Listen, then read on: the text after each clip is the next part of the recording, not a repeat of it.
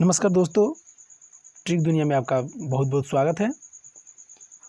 आज इस वीडियो में हम चर्चा करने वाले हैं कृषि विधेयक 2020 के बारे में। इस वीडियो में हम देखेंगे कृषि विधेयक का विरोध क्यों हो रहा है, कृषि विधेयक क्या है और कृषि विधेयक के अंतर्गत कितने विधेयक पारित किए गए हैं।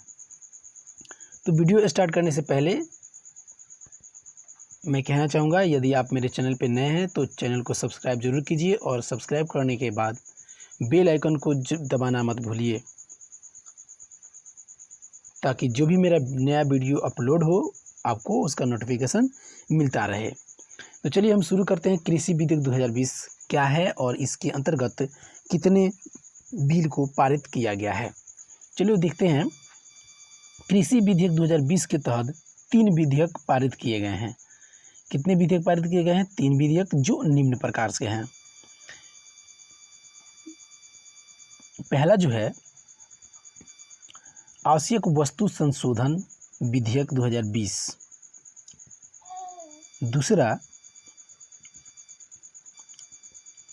दूसरा जो है कृषि उपज वाणिज्य एवं व्यापार संवर्धन एवं सुविधा विधेयक 2020। तीसरा मूल्य आश्वासन पर किसान बंदोबस्ती और सुरक्षा समझौता और कृषि सेवा विधेयक। पहला जो है, उसके बाद हम लोग पहला जो टॉपिक है उस पर चर्चा करेंगे। कृषि विधेयक 2020 चर्चा में क्यों है। बात ये आती है कि चर्चा में ये विधेयक जो है क्यों है। तो सबसे पहला उसका रीज़न है, कृषि क्षेत्र से संबंधित 3 विधेयकों के विरोध में देश के कई हिस्सों में किसान प्रदर्शन कर रहे हैं, जिसके कारण ये कृषि विधेयक जो है चर्चा में है। दूसरा कारण है, पहला विधेयक आवश्यक वस्तु अधिनियम 1955 में संशोधन से जुड़ा है। यानी इसका पहला जो विधेयक है वो जो 1955 में संशोधन हुआ था, किसके? वस्तु अधिनियम के लेकर उस विधेयक से जुड़ा हुआ है। दूसरा नेक्स्ट टॉपिक है, बाकी 2 विधेयकों का संबंध उपज व्यापार सुगमता से है। आत्मनिर्भर भारत आर्थिक पैकेज में की गई घोषणाओं के तहत सुधार किए गए हैं। उसके नेक्स्ट, कृषि क्षेत्र में अहम सुधारों के लिए 3 अध्यादेश को बीते जून माह में केंद्रीय मंत्रिमंडल ने मंजूरी दे दी थी। चलिए इसके बाद हम देखते हैं पहला टॉपिक जो है आवश्यक वस्तु संशोधन विधेयक 2020 के अंतर्गत क्या है। इस नियम के अंतर्गत, इस कानून के अंतर्गत क्या क्या सुझाए गए हैं उसको हम लोग बारी बारी देखेंगे। पहला, इस अधिनियम के तहत 6 दशक पुराने आवश्यक वस्तु अधिनियम 1955 में संशोधन किया गया है। नेक्स्ट, इस बिल में दाल, तिलहन, खाद्य तेल, प्याज और आलू जैसी वस्तुओं को आवश्यक वस्तुओं की सूची से बाहर कर दी गई है। इसके तहत इन उत्पादों के लिए कोई स्टॉक लिमिट नहीं होगी और न ही निर्यात पर प्रतिबंध लगेगा। नेक्स्ट है, इन उत्पादों की खरीद बिक्री और देश भर में आवाजाही पर भी कोई प्रतिबंध नहीं लगेगा। नेक्स्ट है, युद्ध, अकाल, असाधारण मूल्य वृद्धि और प्राकृतिक आपदा जैसी स्थितियों में इनका विनियमन हो सकेगा, यानी आयात निर्यात हो सकेगा। दूसरा जो बिल हमारा है वो है कृषि उपज वाणिज्य एवं व्यापार संवर्धन एवं सुविधा विधेयक 2020। इस अधिनियम के अंतर्गत क्या सुझाए गए हैं, क्या नियम हैं, उसको हम लोग देखते हैं एक एक करके। प्रस्तावित कानून के अनुसार किसानों को अपने उत्पादों notified agriculture produce marketing committee यानी कि APMC यानी तय मंडियों से बाहर बेचने की छूट होगी और इन पर राज्य सरकार कोई शुल्क भी नहीं लगा सकेगी। दूसरा, इसके तहत किसानों से उनकी उपज की बिक्री पर कोई सेस या फीस नहीं ली जाएगी। नेक्स्ट है, इसके तहत पेमेंट की शर्तें तय करने और विवाद के निपटारे के लिए एसडीएम स्तर के अधिकारी होंगे। यदि एसडीएम स्तर के अधिकारी नहीं आते हैं तो एसडीएम के द्वारा सुझाए गए कर्मचारी या फिर कोई अधिकारी उसका जायजा लेंगे या फिर उस विवाद का निपटारा करेंगे।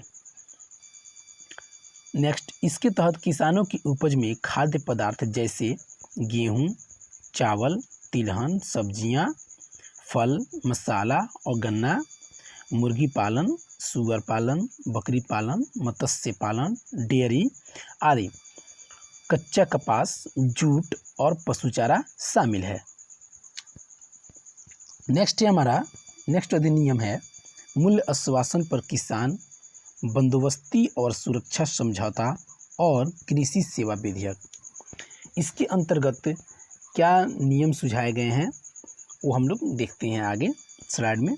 पहला है, ये विधेयक दोनों सदनों में पारित हो चुका है। वैसे तीनों जो विधेयक है वो दोनों सदनों में पारित हो चुका है, राज्यसभा और लोकसभा में भी। ठीक है।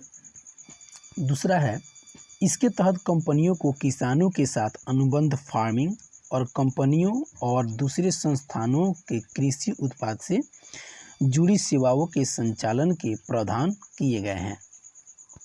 नेक्स्ट है, इससे किसान का अपनी फसल को लेकर जो जोखिम रहता है वह उस खरीदार की तरफ जाएगा जिसके साथ उसने अनुबंध किया हो, यानी कॉन्ट्रैक्ट किया हो। कहने का मतलब है, इस नियम के तहत किसानों के साथ अनुबंध फार्मिंग और कंपनियों के दूसरे संस्थानों से कृषि उत्पाद से जुड़ी सेवाओं के संचालन के प्रावधान किए गए हैं।